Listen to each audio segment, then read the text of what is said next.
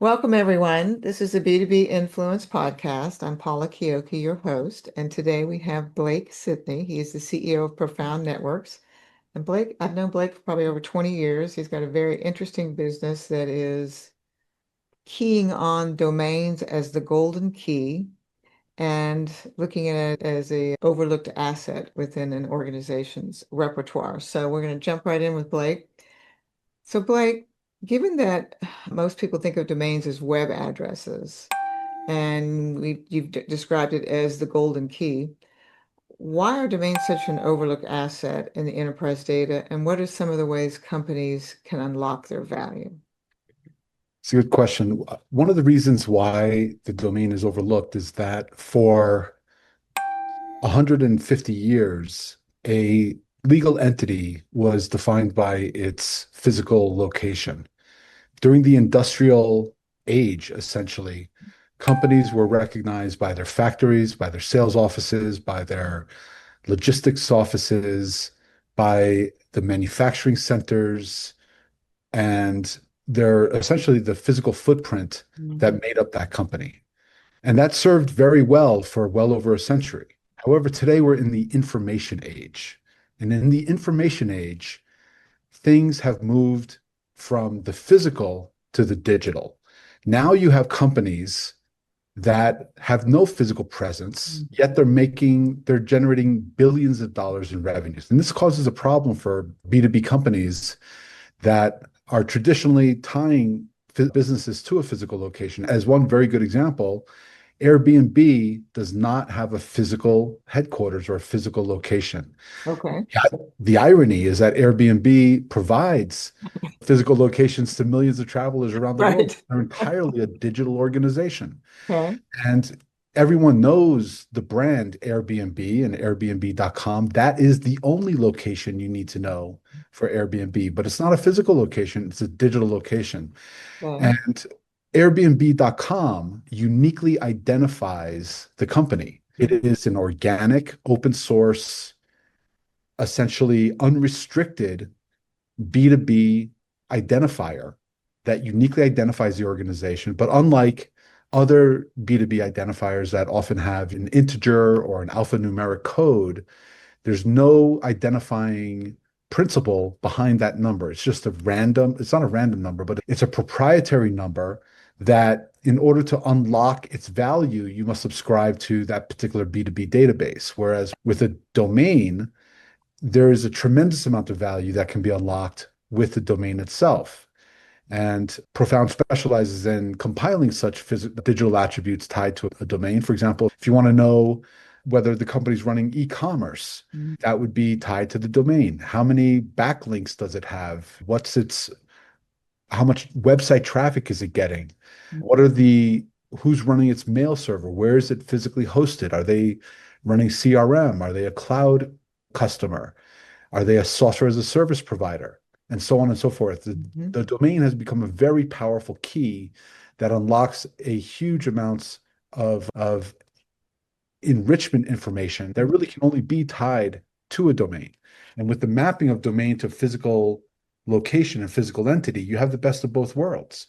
So Okay. I don't think one replaces the other. I think that they serve in very complementary roles.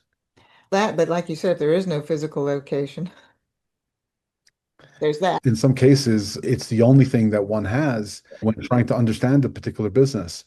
And for many companies in the B2B space, if a business that they're targeting, especially for technology companies or for cloud companies or software companies, a company that does not have their own website domain is probably not a viable Mhm. prospect or customer Mhm. for them. So it's a minimal layer of digital investment to have your own website domain or email domain that makes them a viable candidate for many different businesses. And I got a little sidetracked here, but you guys were able to validate that it's really truly a real active domain, correct? Yeah, there's a lot of parameters that feed into whether a domain is truly active. For example, when was it registered in the Whois? If it was registered last week, that tells one story. If it was registered 10 years ago, that tells quite a different story as to the provenance of that particular website. And What's also valuable with a domain is that with one click, you can see what the company's all about. They want to provide to the world an overview of who they are, what they do, what products they sell, what markets they cater to. There's usually an about us for many B2B companies with a website, or you can buy something on their website. They're an e-commerce portal. It's a very, and when somebody's doing research to identify a particular prospect, sometimes the very first thing they do is click on the website to do a little bit of research and background. It's not like they're going to look at the physical address alone and understand exactly what the company does. It's just the city, state, and zip and the address give a location, tell some information. If you're in Beverly Hills, that's one thing, or if you're in Camel Bump, Wyoming, that's another sort of that's another sort of indicator. But for the most part, the website itself reveals a tremendous amount of information regarding what the business does, and it's usually the first place people look when they're investigating a company for a variety of different use cases. For sure, that's what I do. Like you said, I think most people do. So, with traditional identity models like corporate filings or credit bureau information, capture brick and mortar companies well, but they struggle with the digital first businesses. How should organizations rethink business identity in today's economy? A business identity, the legal registration is often very important for a wide variety of compliance, for legal factors. If you're a bank, you want to know where that company is incorporated. Mhm. You want to know where they're physically located for insurance purposes. The physical location of a business is crucial for many use cases, but increasingly, the digital location or the website, the email address is also becoming a vital characteristic to have. And if a credit bureau only has the physical location and they don't have the website domain or the email domain, then there are situations where they lack enough information to really provide a viable credit rating or risk profile. As one example, when when companies are registering online, they typically they'll enter their company name and possibly their address, but it may not be the address that they registered with to legally register the company. They may be in a sales offshoot location or new location they just added to their network.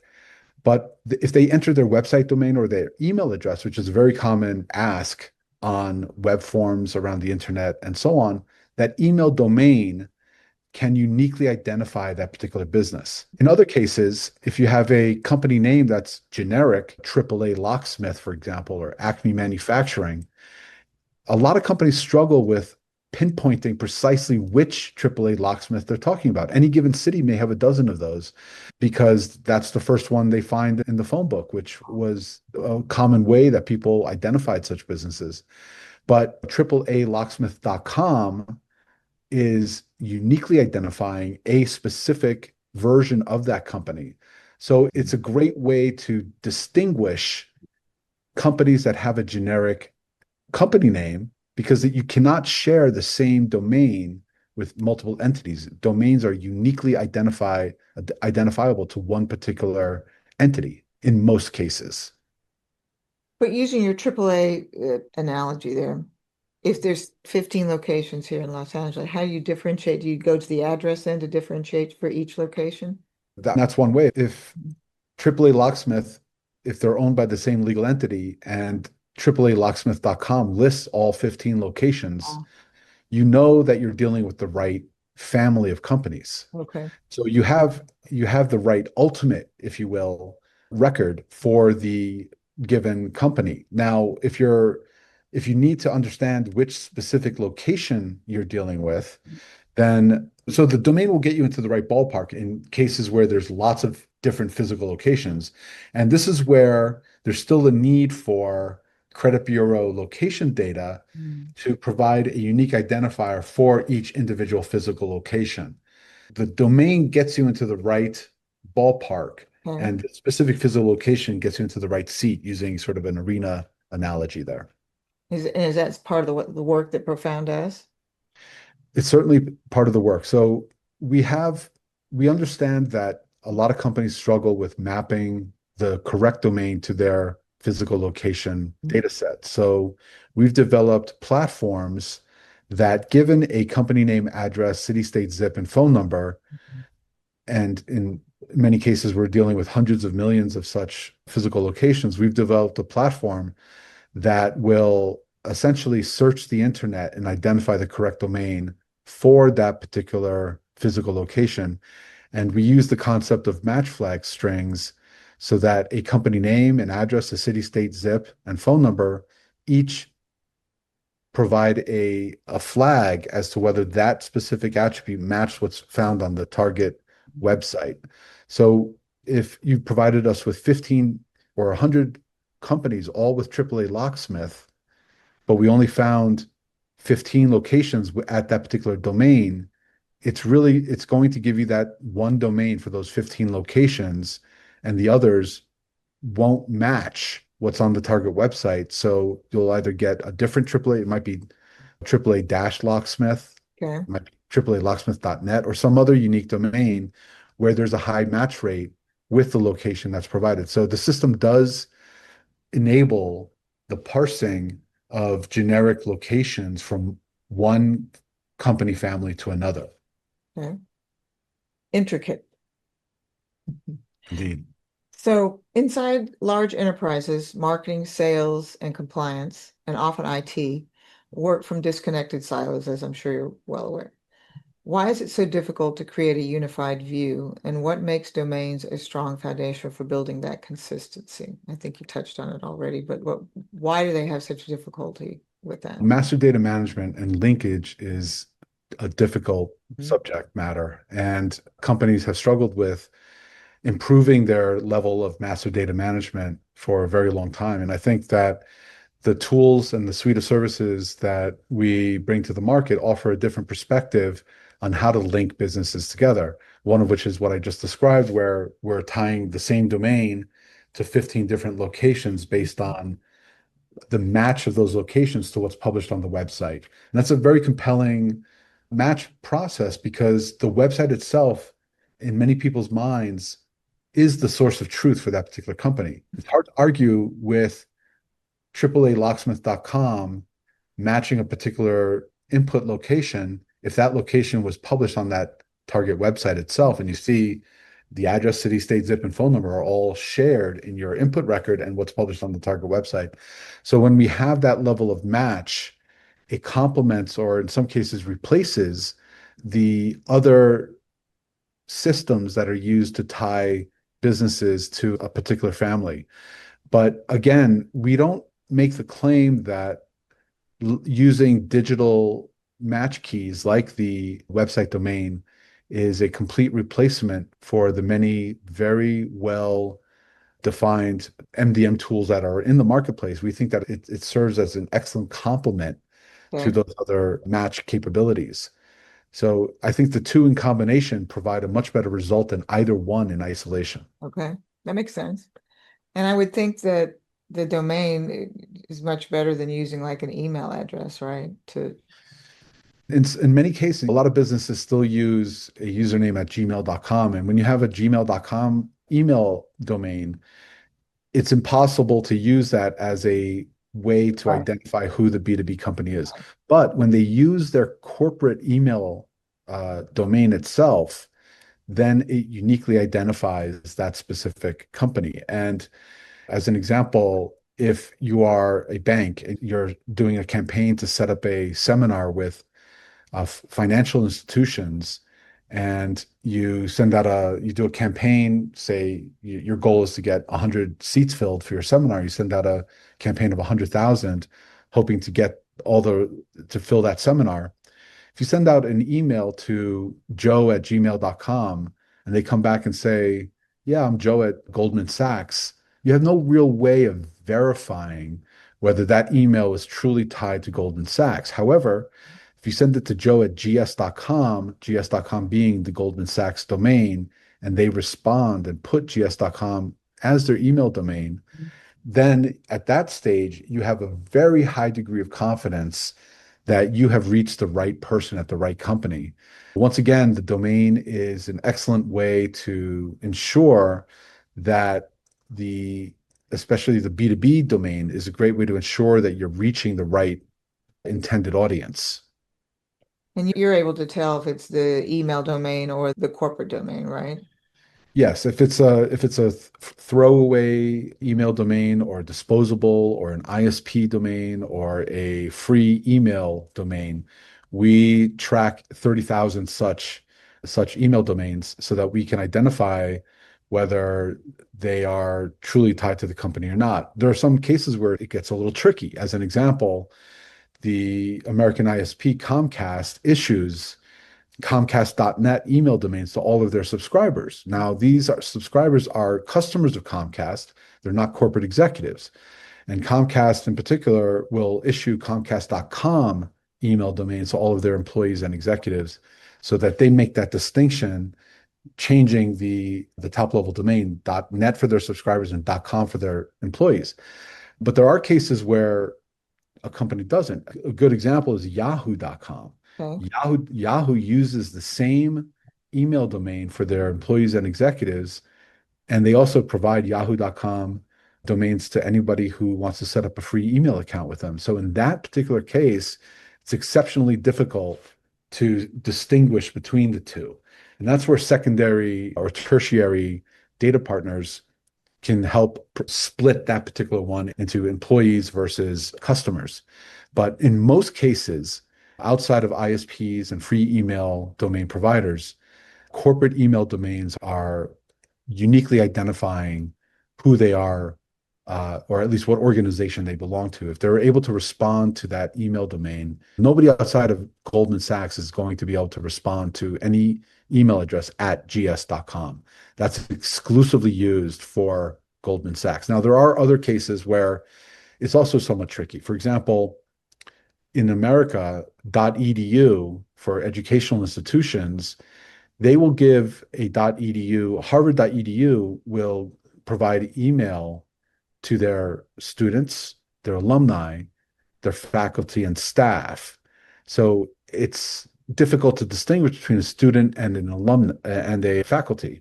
And even when these students graduate, and even when the staff retire, they retain those email addresses in perpetuity. So Okay. that's another example where you're not 100% clear if the person that you're emailing at harvard.edu is actively employed by Harvard, or they're a student, or they were a student, or they were an employee in the past.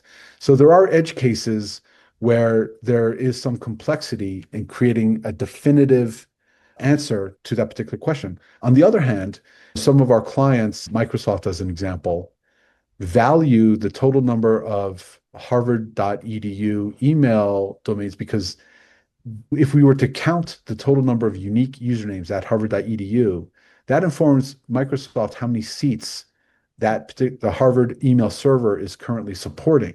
And Okay. that's a valuable metric on its own right, but it doesn't support a lot of sales or marketing use cases where precision is required. So there are challenges, but they're not insurmountable challenges. In many cases with sales and marketing approaches, you want at least like a directionally accurate result. It doesn't Precision is not required like it may be in for financial institutions issuing credit or Right. for risk compliance or for regulatory use cases. Precision is required, but for sales and marketing, there's a little bit more wiggle room for precision versus coverage in this case. Yeah, it's interesting. So, do they ever retire the harvard.edu? What if somebody passes away? I mean, Yeah, that's a good point. To my knowledge, they keep those email addresses in perpetuity. We see the username counts for .edus growing and growing. They rarely ever interesting. shrink. I wondered the same thing about LinkedIn. Do the profiles just last forever? With LinkedIn, they do have a last edit date, so there are telltale signs Ah, that the profile is no longer being maintained. okay. So there's additional metrics that one can factor into to understand the level of update detail. But there are also this cases where websites can still be up and running for years after the business has gone out of as is no longer functioning.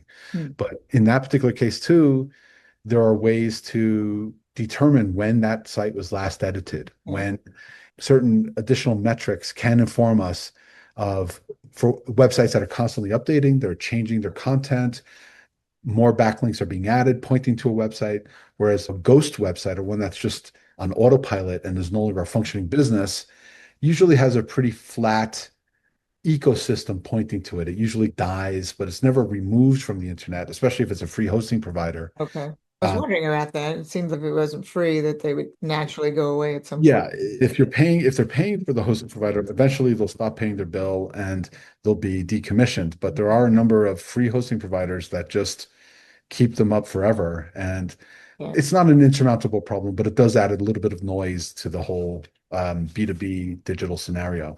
And that's something you all assist with as well, right? Absolutely. Okay. Yes. So with cookies and device IDs disappearing, marketers are desperate to understand which touch points drive the best results. How can domains provide more durable way to solve attribution and make insights actionable for decision makers? Attribution is an interesting point. As one example, you have IP addresses. Every website automatically logs or at least sees the IP addresses of all their visitors. And about 20% of those IP addresses can be converted into corporate networks, B2B VPNs, and attribution can be determined based on the IP address alone. And roughly on average, 20% of the time. For B2C websites, it's a little lower. For B2B websites, it's a little higher. But for in general, about 20% of IP addresses can be attributed to a B2B network. So if you're doing an email campaign, as an example, and you've sent out 100,000 emails, you can then, if your client is actively monitoring their website for traffic, they can see, does the IP address in 20% of the time does the domain tied to that IP address match the domain of the email that you sent out? And that's a pretty strong level of attribution, especially if you've them to a specific link in the email that only somebody who's clicking on that link would have access to. And this bypasses the requirement for cookies completely. So Okay. there are still ways of managing attribution in the digital realm, even when cookies are disappearing due to increased laws like GDPR and California's COPA laws, and among many other things. So and if IP addresses at the corporate level do not uniquely identify individual people. IP addresses on residential networks have a little bit more of a PII issue, but as far as we understand from our legal, IP addresses tied to a business don't share the Right. same complexities as IP addresses tied to people. So attribution is still certainly possible for a significant percentage of certain kinds of campaigns. And I think that in the digital realm, there are other ways of reaching business people. For example, marketing on LinkedIn is one example. I mentioned email campaigns and tracking website linkage attribution. So while the level of attribution may be narrowing, it's not disappearing. Okay. So as AI, privacy regulations, and cybersecurity reshape the data landscape, enterprises need identifiers that are both durable and trusted. How do you see domains shaping the next generation of identity resolution across marketing, risk, and compliance as we look into the future? From a risks perspective, especially cyber risk perspective, it's crucial to Mhm. have a mapping of domain to a specific company. And the reason for that is because a business network is not just their website. A business network is the website and all the host names that share that domain, all the children domains that roll up to what we call an ultimate domain. And just as an example, you may have Microsoft.com as the ultimate domain for Microsoft Corporation, but Bing.com and Live.com and Xbox.net, and we have thousands of other children domains that roll up to Microsoft.com, the ultimate domain. And if you look at all the host names pointing to those children domains, and those host names are tied to IP addresses, those IP addresses can be tied to specific devices that in many cases may have a vulnerability that's been identified. So when you look at the cyber risk landscape, it's it's almost impossible not to really look at the attack surface of a cybersecurity footprint. If you don't have the domain properly mapped to that legal entity, you're flying completely blind from a cyber risk perspective. We've also performed we've identified several use cases with companies that are very concerned with sanctions compliance. Okay. As in, there are some companies that export encryption services, and many of these can be classified as munitions. And there are serious penalties for transferring military grade encryption to sanctioned countries. Okay. Now, Wow. in the case of like what you have with certain sanctioned countries that they're making an attempt to set up sort of front companies in unsanctioned countries, but they're really the end user is located in a sanctioned country like Russia, Iran, North Korea, Venezuela, and so on. So one of the areas where we have been supporting our clients is by looking at the global IP infrastructure tied to a given domain and leveraging the children domains and all of the host names that roll up into an ultimate domain, and looking at the countries where their IP addresses are physically located, leveraging a capability called IP geolocation. Okay. And there are many ways to subvert IP geolocation with VPNs, proxies, Tor, anonymizers, and so on. But for fixed infrastructure, they don't bother to run it through these obfuscation services. They don't really see a requirement to do. But when we look at holistically at a global network, we're able to list where those IP addresses are physically located. And if we see, for example, we found one example, fast20.de, it's a German top-level domain. They have numerous IP addresses located in Iran, and it appears to be a potential front for an Iranian entity. And Wow. we were able to mitigate that risk. I don't think the website actually works, but they may be using email at that domain. But the point is that by analyzing the physical locations and the countries where their infrastructure is located, we can help our clients mitigate the risk of falling, of being tricked into thinking that the company that they're dealing with is really a German company, when in fact, if most of their infrastructure is in a sanctioned country, they've got to add some friction into that onboarding process and say, we're not ready to onboard you. Because they don't have to tell them exactly why, but they just may say, look, we're rejecting your application. Okay. Have a nice day. So they can sidestep a lot of the sanctions compliance risk that a lot of our clients are very concerned with. Seems like it's just getting more and more of that going on. Like it's escalating. It is. And See that? I mean, cybersecurity is a crucial, huge area right now.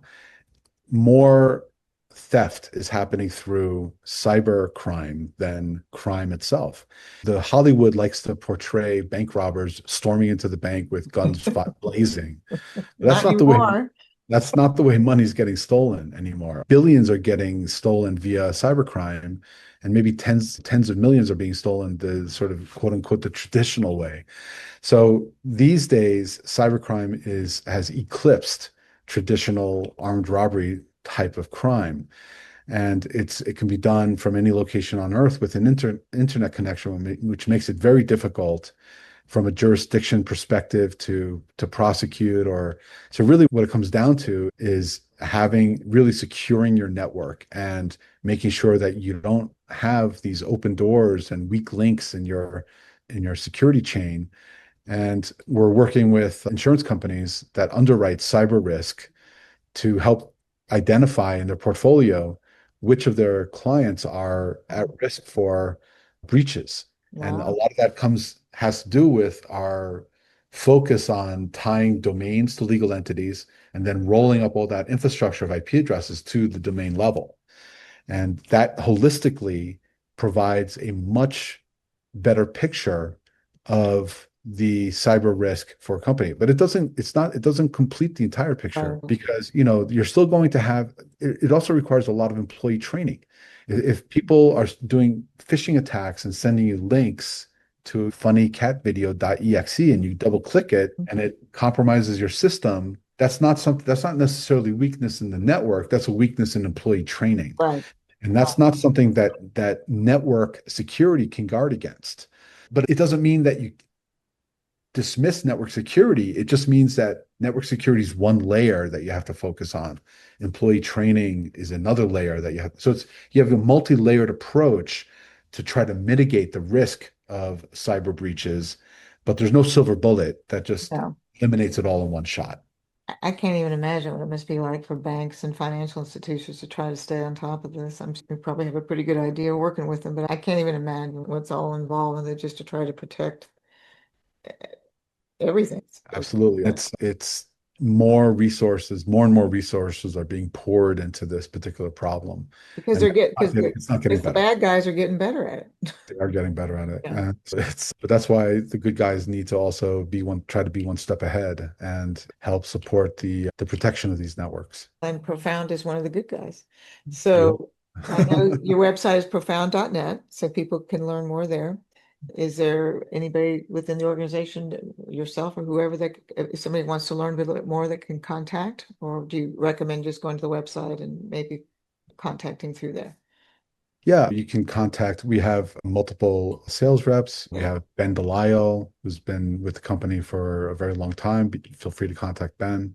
Steve Rand, who you know well. Yeah, no, Steve. Tom Bontempo is heading up sales, and we have a bunch of sales reps that focus on specific sectors and industry sectors that we'd be happy to support. So yeah, reach out to us, and we'd love to understand your use case and see if there's areas that we can support in terms of mapping the digital to your physical locations and legal entities, or with mitigating cyber security risk, among many other use cases. And it's just going to get bigger. Blake, this has been very informative. I thank you so much I know you're on the road, taking the time to jump on and chat with us, and I look forward to seeing you soon. Thank you very much, Paula. Pleasure. Take care. Bye. Yes.